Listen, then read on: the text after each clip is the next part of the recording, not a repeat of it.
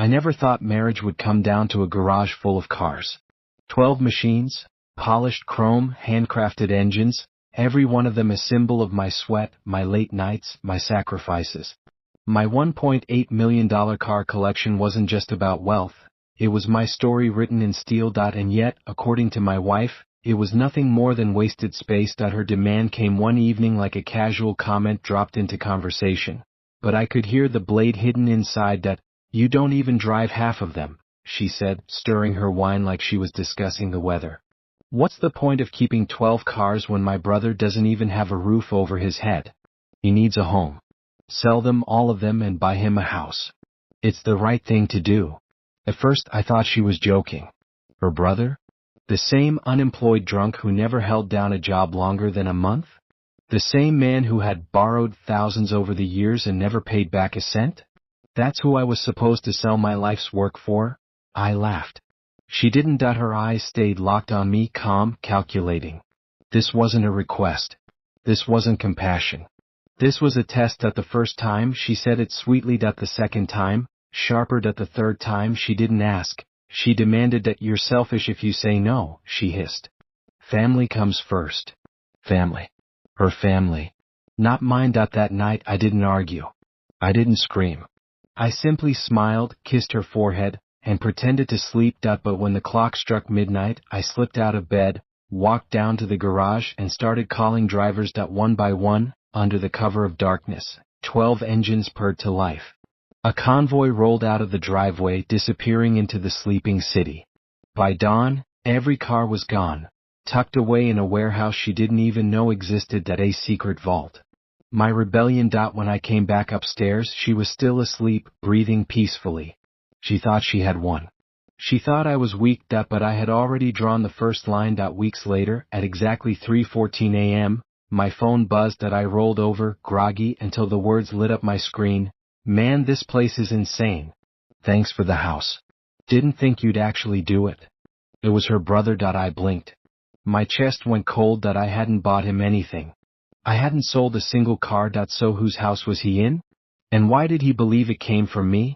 Another message followed before I could even breathe. Your wife said you finally came around. Knew you'd cave once she pushed hard enough. Beside me, she slept soundly. Too soundly. For the first time in our marriage, I didn't see my wife.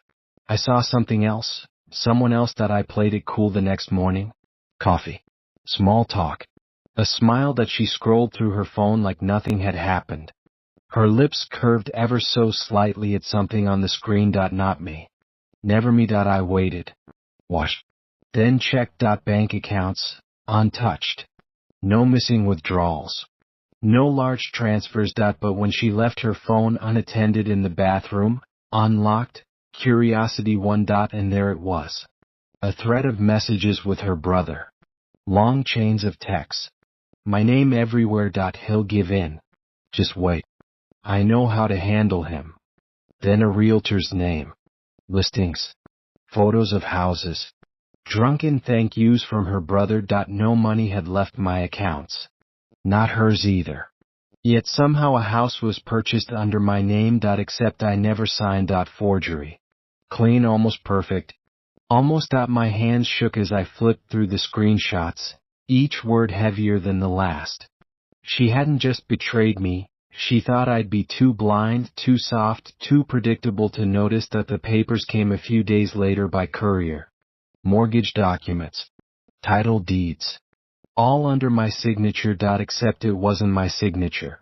Close enough to fool a bank clerk. Not close enough to fool me. I placed them neatly on the kitchen table and waited. When she walked in and saw them, she froze. Her mask cracked instantly. Where did you? I cut her off with one word. Interesting. Her voice faltered. You don't understand. He needed help. You weren't listening. I thought if I slid another paper across the table.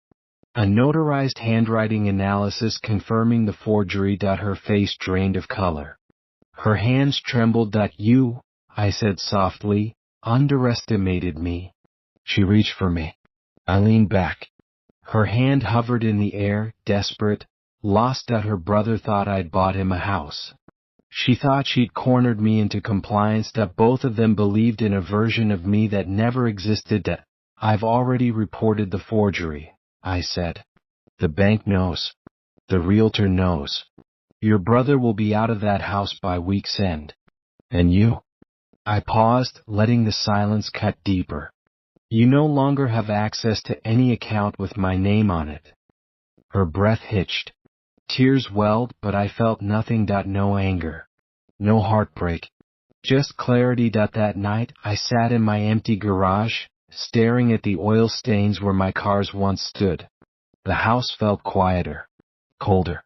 Lighter. She had thought I would fold, that I would trade my passion, my years of sweat, for loyalty that was never real. That I would choose her brother over myself. But I chose differently. The cars stayed hidden. The marriage didn't. Better an empty garage than a hollow marriage. And sometimes, silence is the loudest revenge of all.